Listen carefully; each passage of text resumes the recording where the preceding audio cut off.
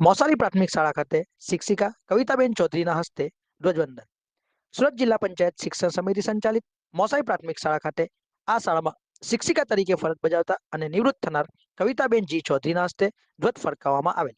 આ સમયે મોસાળી ગામના સરપંચ સવિતાબેન વસાવા, ડેપ્યુટી સરપંચ બિલાલભાઈ પાટભાયા, પંચાયત સભ્ય શ્રી ચંદ્રવદન અરુણભાઈ પરમાર, પ્રેરણાબેન પટિયાર, વેપારી મંડળના પ્રમુખ અસલમભાઈ માંઝા, વિદેશથી પધારેલા મહેમાનો, ગ્રામજનો, આ શાળાનો સ્ટાફ વસંતીબેન વસાવા, પુષ્પાબેન પટેલ, શીલાબેન ચૌધરી, લલિતાબેન ગામિત, આશીષ ચૌધરી, ટીજલ પટેલ, જયદીપ ચૌધરી, ગ્રામજનો, બાળકો મોટી સંખ્યામાં હાજર રહ્યા હતા.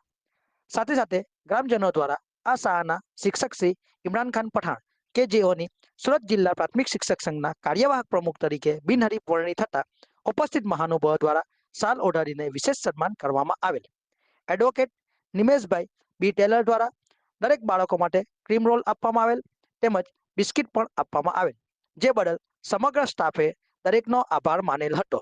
રિપોર્ટ ઇમરાન ખાન પઠાણ, મોટા મિયા માંગરોળ.